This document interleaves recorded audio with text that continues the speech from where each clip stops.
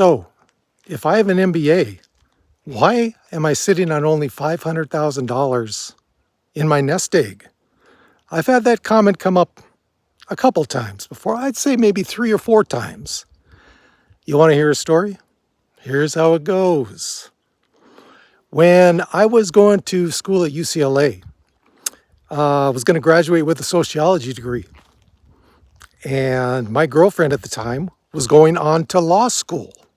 So I'm thinking to myself, sociology, what am I going to do with that? A BA in sociology. Not too much, really, right? So to be honest with you, the reason I went to business school was because I didn't know what I was going to do with my sociology degree. So I filled out my application to UC Berkeley. Luckily, I was accepted.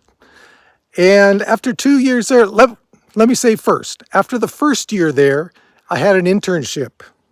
My internship was with SEMA Distribution, a music company.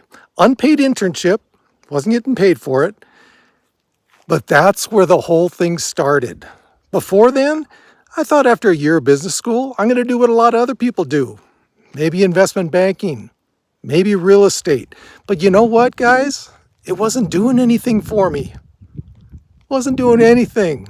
Didn't ring my bells. Didn't make me go, oh yeah, this is what I want to do with my life. You know what did? That internship, unpaid internship at SEMA Distribution for 3 months. I went in there and I saw people making pretty good money, not great money, not great at all. Compared to what you can get with a Berkeley MBA, not great at all. But they're sitting in their offices some were in shorts, most were in jeans, t-shirts, and music just blasting out of the offices, just blasting. After my first day there, I'm like, you know what? I don't care how much money I make coming out of school. I am doing this for the rest of my life. So I got back to my second year of school. And within the last 6 months of your MBA program, people are just, getting jobs left and right. A lot of them got them through those internships.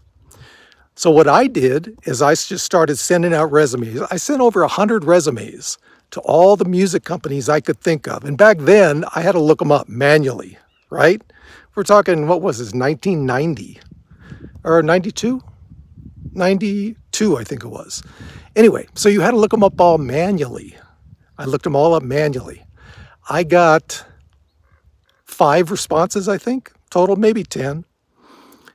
9 were no's. 1 was for an interview at MCA Records in their publicity department. I'm thinking, publicity? Okay, I guess. All I cared about was a foot in the door. I just wanted a foot in the door so I could do what I saw those people doing at SEMA Distribution. Music cranking out of the offices. This is what they're talking about every day. Artists, music. That's what I wanted. So I went into the interview. It was with a guy who was a vice president of publicity, and he was about the same age I was, about 29, 30 years old. He's already a VP of publicity. So we go in there, thought we had a good interview, went back up to Berkeley, and I get a call the next week saying, hey, would you like the job? I'm like, yeah, before I even asked about salary, before I even asked about it. I said, yeah, of course. And then I was like, so what's the salary? He said about $30,000 a year. That made me think, because I'm thinking of all my friends in the MBA program who are getting, at the very minimum, twice that coming out. Some were getting a couple $100,000 a year to start with, depending on what they went into. So that was my beginning of not caring really how much I was making. Didn't matter. Yeah, I spent money on my degree. Yes. But you know what? And people could think this is foolish, but when I got to my job, one of the first things my new boss in publicity told me, you know what the reason I hired you? Because I wanted to say I had an assistant who has an MBA. Hey, man, it worked. It was the only positive response I got after hundreds of resumes trying to get into the music business. It worked. So I told myself even way back then, you know what? Money, sure, it'd be nice to have, but it's not a must. I want to do what I really want to do, what really moves me. I mean, music is just a product. The product is emotional. You're sad, you put on music. You're happy, you put on music, right? That to me was the best thing in the world.